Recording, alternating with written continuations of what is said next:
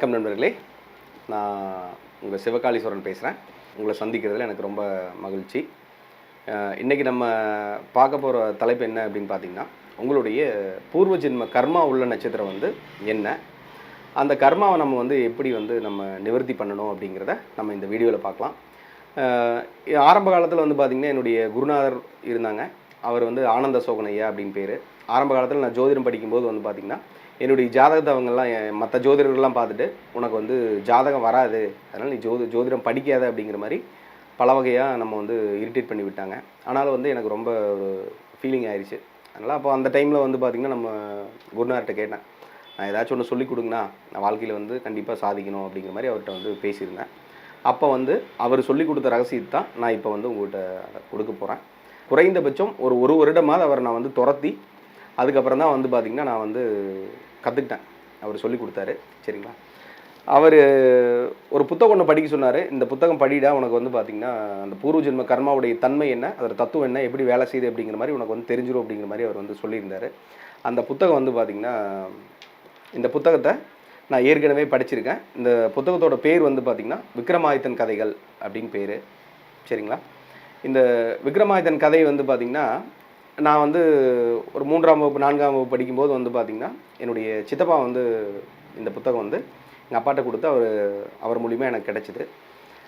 அப்போது இந்த புத்தகத்தில் என்ன தகவல் இருக்குது அப்படின்னா, நான் நிறைய டைம் படிச்சிருந்தேன். அவர் சொன்னதுக்கப்புறம் கூட நான் படித்தேன். எனக்கு அது சில விஷயங்கள் புரியல. அப்போ அவர் அந்த சுட்டி காட்டினப்போ தான் பார்த்திங்கன்னா அந்த ரகசியங்கள் புரிய ஆரம்பிச்சிது. சரிங்களா? அப்போ அவர்கிட்ட கேட்கும்போது என்ன சொன்னார் அப்படின்னா, இந்த வேதாளத்துடைய பூர்வ ஜென்ம வரலாறு நீ படிக்கணும், அதில் தான் பார்த்திங்கன்னா ஒரு ஜோதிட பிரபஞ்ச ரகசியம் ஒளிஞ்சிருக்கு அப்படிங்கிற மாதிரி அவர் சொல்லியிருந்தார். அந்த கதையை இப்போ நான் சொல்கிறேன், நீங்கள் கேட்டு தெரிஞ்சுக்கோங்க நண்பர்களே. அதாவது இந்த வேதாளம் அப்படின்னு சொல்லி வரும் விக்ரமாதித்தன் கதையில். ஒரு முக்கியமான கதாபாத்திரம் பார்த்திங்கன்னா வேதாளத்துக்கு உண்டு. அந்த வேதாளம் பார்த்திங்கன்னா பூர்வ ஜென்மத்தில், அந்த வேதாளத்துடைய பூர்வ ஜென்மத்தில் காலத்தியன் அப்படிங்கிற ஒரு கோயில் பூசாரியாக இருந்திருக்கு. வேதாளம் காலத்தியன் என்ற கோயில் பூசாரியாக இருந்திருக்கு. அது சிவன் கோயிலில் பூஜை பண்ணிட்டு இருந்திருக்கு. அந்த பூஜாரி பார்த்திங்கன்னா தினசரி பார்த்திங்கன்னா கோயிலில் போய் பூஜை பண்ணுவார். நைட்டு பார்த்திங்கன்னா அவர் தான் கோயிலெலாம் அடைச்சிட்டு அதுக்கப்புறமா அவர் வீட்டுக்கு போகிற வழக்கம் உண்டு. ஒரு நாள் என்ன பண்ணுறாரு அப்படின்னா, அவர் சில பிரசாதங்களை கோயிலில் மறந்து வச்சுட்டு இவர் கோயிலை பூட்டிட்டு கொஞ்சம் தூரம் வந்துட்டார். அப்போ அந்த கொஞ்சம் தூரம் வரும்போது பார்த்திங்கன்னா அவருக்கு ஐயோ பிரசாதம் அங்கே மறந்து வச்சுட்டு வந்துட்டோமே அப்படிங்கிற மாதிரி அவங்களுக்கு ஒரு ஞாபகம் வந்துருச்சு. அதனால் திரும்ப கோயிலுக்கு போய் எடுக்கலாம் அப்படிங்கிற மாதிரி அவர் கோயிலுக்கு போய் பார்க்குறாரு. அப்போது கோயில் திறக்கும்போது பார்த்திங்கன்னா அந்த கருவறையிலேருந்து ஒரு சவுண்டு வருது.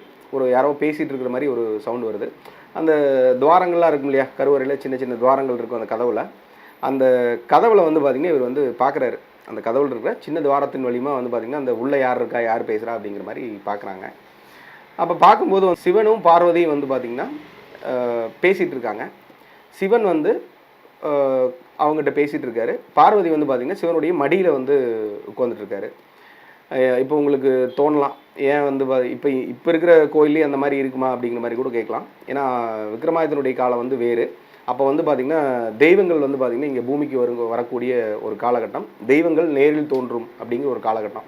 இது கலியுகம். அதனால் பார்த்திங்கன்னா இது இந்த காலத்தில் அது சாத்தியமில்லாத ஒன்றா இருக்குது. ஒரு சிலருக்கு அந்த இறை அனுபவங்களாக இருக்கும். அதை நம்ம அடுத்தடுத்த வீடியோவில் நம்ம பார்ப்போம். அப்போது இவர் பேசிகிட்டு இருக்கார். சிவன் பார்வதி கிட்ட பார்த்திங்கன்னா ஒரு சில நான் உங்கள்கிட்ட ஒரு 24 கதை சொல்லுவேன். அப்போது இந்த 24 கதையும் பார்த்திங்கன்னா நீ அதுக்கு உண்டான விடை என்ன அப்படின்னு நீ சொல்லணும் அப்படிங்கிற மாதிரி அவர் பார்த்திங்கன்னா ஒவ்வொரு கதையாக சொல்லிகிட்டே இருக்கார் பார்வதி கிட்ட. பார்வதி பார்த்திங்கன்னா அதுக்கு என்ன விடை அப்படிங்கிற மாதிரி அவங்க சொல்லிகிட்டே வந்துட்டுருக்காங்க. அப்போது அவங்களுக்கு 23 கதைக்கு பார்த்திங்கன்னா பார்வதிக்கு அவங்களுக்கு தெரிஞ்சிருச்சு. கடைசியாக ஒரு கதைக்கு அந்த விடை தெரியல. அப்போ இதுதான் முறை தெரியா கதை அப்படிங்கிற மாதிரி சொல்லி இந்த கதையை முடிச்சிடுறாரு. அதுக்குள்ளே பொழுது விடிஞ்சிருது. இவரும் ஐயோ டக்குன்னு வீட்டு ஞாபகம் வந்துருச்சு இந்த பூஜாரிக்கு. அதாவது காலத்தின்னு சொன்னோம் இல்லையா, அந்த பூஜாரிக்கு வீட்டு ஞாபகம் வந்துருச்சு. வீட்டு ஞாபகம் வந்தோடனே பார்த்திங்கன்னா அவர் அப்படியே அந்த பிரசாதத்தெல்லாம் எடுத்துகிட்டு வீட்டுக்கு போகிறார். வீட்டுக்கு போனால் பார்த்திங்கன்னா அவங்களுடைய மனைவி என்ன கேட்குறாங்க அப்படின்னா, நைட்டெல்லாம் எங்கே போயிருந்தீங்க, ஏன் இவ்வளோ நேரம் அப்படிங்கிற மாதிரி சொல்லும்போது ரொம்ப நச்சரித்து அவர் கேட்குறாங்க. சரி சொல்லாமா, மனைவிகிட்ட சொல்லாமா வேண்டாமா அப்படிங்கிற மாதிரி ஒரு தயக்கத்தோடு அந்த காலத்தின் பூசாரி வந்து இருக்கார். சரி ஓகே சொல்லுவோம் அப்படின்னு சொல்லிட்டு இந்த மாதிரி நடந்தது. சிவன் வந்து பார்வதிக்கு இந்த மாதிரி கதைகள்லாம் சொல்லி விட சொன்னார். அப்புறம் இந்த மாதிரி ஆச்சு, நான் அதுக்கப்புறம் தான் இங்கே வந்தேன் அப்படிங்கிற மாதிரி சொல்லிட்டாங்க. சாஸ்திரத்துப்படி வந்து பார்த்திங்கன்னா பெண்களிடையே ஒரு ரகசியத்தை சொல்லும்போது வந்து பார்த்திங்கன்னா அந்த ரகசியம் தங்காது அப்படிங்கிற சாஸ்திரத்தில் வந்து சொல்லப்பட்டிருக்கிற தகவல். அந்த மாதிரியே வந்து பார்த்திங்கன்னா இவங்க அந்த அடுத்த வீட்டு பெண்மணிகளுக்கும் வந்து பார்த்திங்கன்னா இந்த மாதிரி கணவன் வந்து பார்த்திங்கன்னா சிவனையும் பார்வதியும் பார்த்தாரு, இந்த மாதிரி சில கதைகள்லாம் சொன்னாங்க அப்படின்ட்டு தேவ ரகசியத்தை வந்து பார்த்திங்கன்னா வெளியே வந்து இந்த அம்மா சொல்லிட்டாங்க. அப்புறம் இது வந்து பார்த்திங்கன்னா அடுத்த நாள் வந்து இவர் கோயிலுக்கு போகிறாரு. பார்க்கும்போது சிவனும் பார்வதியும் அங்கே தோன்றி இவரை வந்து பார்த்திங்கன்னா தேவ ரகசியத்தை வெளியே சொன்ன காரணத்தினால நீ வந்து வேதாளமாக கிடவாய் அப்படின்னு சொல்லி சபிச்சிடுறார். சிவன் வந்து இந்த காலத்தின் பூசாரியை நீ வேதாளமாக கடவாய் அப்படின்னு சொல்லி சபிச்சிடுறாரு. இவருக்கு ஏன்னா சாபம் வந்து பார்த்திங்கன்னா விட்டாங்க அப்படின்னா அதுக்கு ஒரு பிராயச்சித்தை வந்து இருக்கும் இல்லையா, அந்த சாபத்துக்கு ஒரு நிவர்த்தி இருக்கும் இல்லையா. அப்போ அந்த மாதிரி ஏதாச்சும் ஒரு உபாயம் எனக்கு கொடுங்க அப்படின்னு சொல்லி இந்த காலத்தின் பூசாரி வந்து அப்படியே அழுது பிறல்றார் சிவபெருமான்கிட்ட. சிவபெருமானுக்கு ஒரு மனசு உருகி அவர் வந்து பார்த்திங்கன்னா சரி ஓகே உனக்கு நான் ஒரு பரிகாரம் சொல்கிறேன், உனக்கு ஒரு உபாயம் சொல்கிறேன், அதுக்கு உண்டான வழிமுறை இதுதான் அப்படிங்கிற மாதிரி ஒரு வழிமுறையை வந்து அவர் வந்து சொல்கிறாரு. அது என்ன அப்படின்னா, இந்த உஜ்ஜயினி மாகாளிப்பட்டினத்தை வந்து விக்ரமாதித்தன் அப்படிங்கிற மன்னன் வந்து ஆட்சி செலுத்துவான். அவனுக்கு வந்து பார்த்திங்கன்னா நீ வந்து பணிவிடை செய்யணும். அவன் வந்து இந்த உலகத்தில் 2000 வருடம் வந்து ஆட்சி பண்ணுவான். அவனுக்கு வந்து பார்த்திங்கன்னா நீ வந்து 2000 வருடமே நீ வந்து அவனுக்கு அடிமையாக அவருக்கு என்ன வேணுமோ அவரை நீ பண்ணி கொடுத்துட்டு அடிமையாக இருக்கணும். அந்த மாதிரி இருக்கும்போது வந்து பார்த்திங்கன்னா இந்த 2000 வருடம் அவர் முடிஞ்சு அவர் இறக்கும் தருவாயில் வந்து பார்த்திங்கன்னா நீ அவரை விட்டு நீங்கணும். இதுதான் வந்து உன்னுடைய அந்த சாபம் நீங்கிறதுக்கு உண்டான ஒரு தன்மை அப்படின்னு சொல்லிட்டு இந்த கதையை வந்து பார்த்திங்கன்னா இதுதான் பூர்வ ஜென்ம வரலாறாக சொல்லப்பட்டிருக்கு. நம்ம குருநாதர் சொன்னார்னு சொன்னேன் இல்லையா, அந்த குருநாதர் சொல்லும்போது இந்த கதைகள் வந்து பார்த்திங்கன்னா இதுதான் படித்து சொன்னேன். நான் இதில் என்ன நான் ஒன்றையுமே காணுமேண்ணா, ஒரு ரகசியமே சொல்லியேண்ணா அப்படின்னு சொல்லிட்டு இதை வந்து எப்படி பார்க்கணும் அப்படின்னு அவர் சொன்னார் அப்படின்னா, அதாவது பூர்வ ஜென்ம வரலாறு அப்படிங்கிறத வந்து பார்த்திங்கன்னா இது வந்து நாம நட்சத்திர முறைப்படி, நாம நட்சத்திரம்னு ஒரு ஜோதிடத்தில் ஒரு முறை இருக்குது. ஒன்று வந்து பார்த்திங்கன்னா விதி அப்படிங்கிறது வந்து லக்னம், மதி அப்படிங்கிறது சந்திரன், கதி அப்படிங்கிறது சூரியன், யாப்பியம்னு ஒன்று இருக்குது. அதுதான் வந்து பார்த்திங்கன்னா நாம நட்சத்திரத்துடைய ஒரு தன்மை.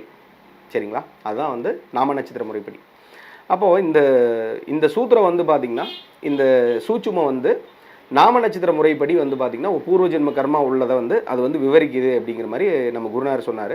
அது அவர் சொன்ன முறை என்ன அப்படின்னா, இந்த கதையின் அடிப்படையில் காலத்தியன் அப்படிங்கிற எழுத்து வந்து பார்த்திங்கன்னா மிருகசீரிடம் அப்படிங்கிற நட்சத்திரத்தில் வந்து வருது.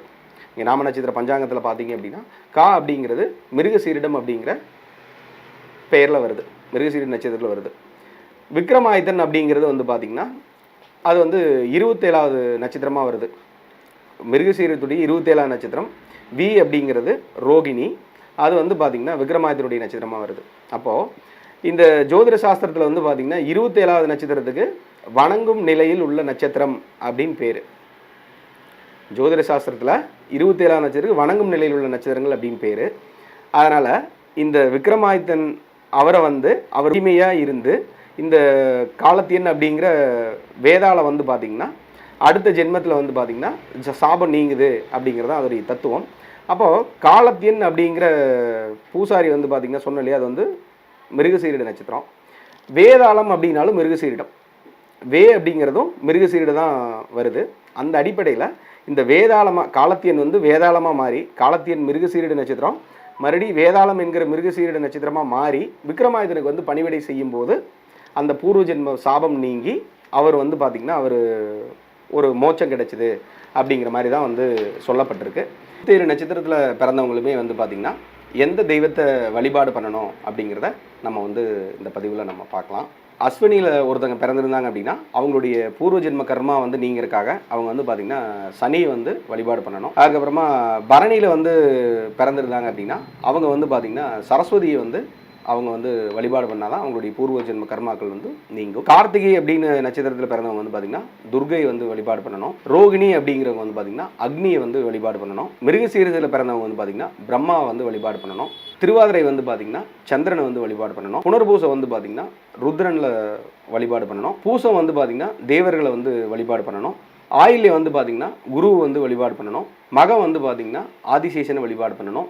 பூரம் வந்து பார்த்தீங்கன்னா சுக்கிரனை வழிபாடு பண்ணணும். உத்தர நட்சத்திரத்தில் பிறந்தவங்க பார்வதி வந்து வழிபாடு பண்ணணும்.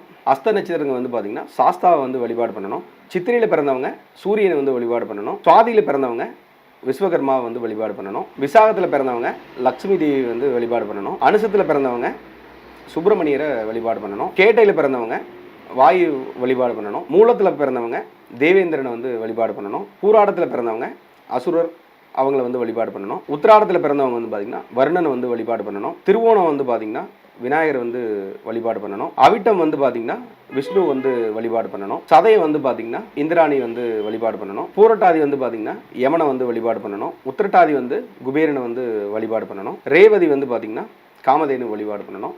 இந்த அடிப்படையில் தான் நம்ம வந்து பார்த்திங்கன்னா வழிபாடு பண்ணும்போது தான் நம்மளுடைய 27 நட்சத்திரத்துடைய கர்மா, அதாவது நம்மளுடைய பூர்வ ஜென்ம கர்மா பலன் வந்து நீங்கி நம்ம வாழ்க்கையில் அந்த சாபங்கள்லாம் நீங்கி நம்ம வாழ்க்கையில் ஒரு அடுத்தபடியாக வர்றதுக்குண்டான ஒரு சூழ்நிலை வந்து கண்டிப்பாக உருவாகும் அப்படிங்கிறதான் இந்த விக்ரமாதித்தனுடைய தத்துவங்கள்.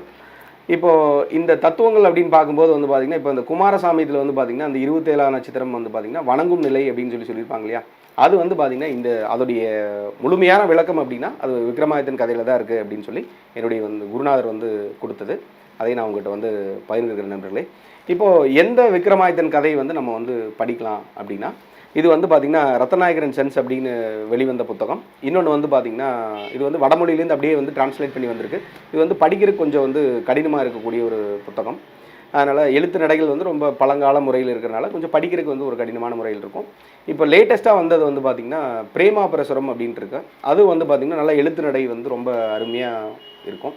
அந்த புத்தகத்தை நீங்கள் வந்து வாங்கி படிக்கும்போது இதோடைய தத்துவங்கள் நிறைய விஷயங்கள் புரிஞ்சுக்குவீங்க. இந்த மாதிரி உங்களுடைய என்ன தெய்வத்தை வழிபட்டால் உங்களுடைய பூர்வ ஜென்ம கர்மா நீங்கும் அப்படிங்கிறத நீங்கள் வந்து பார்த்து தெரிஞ்சுட்டு அதுக்கப்புறமா நீங்கள் வந்து வழிபாடு பண்ணுங்கள் நண்பர்களே. இப்போ இதில் கூறப்பட்ட நட்சத்திரங்கள் வந்து பார்த்திங்கன்னா இப்போ ஒரு சில தெய்வங்களுக்கு வந்து பார்த்திங்கன்னா கோயில் இல்லாத ஒரு சூழல் இருக்குது. அப்போ அந்த மாதிரி இருக்கிறத வந்து பார்த்திங்கன்னா நீங்கள் இன்டர்நெட்டில் வந்து ஒரு ஃபோட்டோ எடுத்து வச்சுக்கோங்க. அதை வந்து பார்த்திங்கன்னா உங்கள் பூஜை அறையில் நீங்கள் வச்சு வழிபாடு பண்ணீங்க அப்படின்னா கூட உங்களுக்கு வந்து பார்த்திங்கன்னா அந்த தோஷங்கள் நீங்கி நல்ல ஒரு நிலைக்கு வர்றதுக்குண்டான ஒரு சாத்தியக்கூறுகள் அமையும் அப்படிங்கிறத இந்த பதிவில் பதிவிட்டு இன்னும் இது போன்ற சுவாரஸ்யமான ஜோதிட தகவல்களையும் சில சூட்சும ரகசியங்களையும் இந்த சேனலில் இடம்பெறும். தொடர்ந்து ஆதரவு கொடுங்கள் நண்பர்களே. நன்றி, வணக்கம்.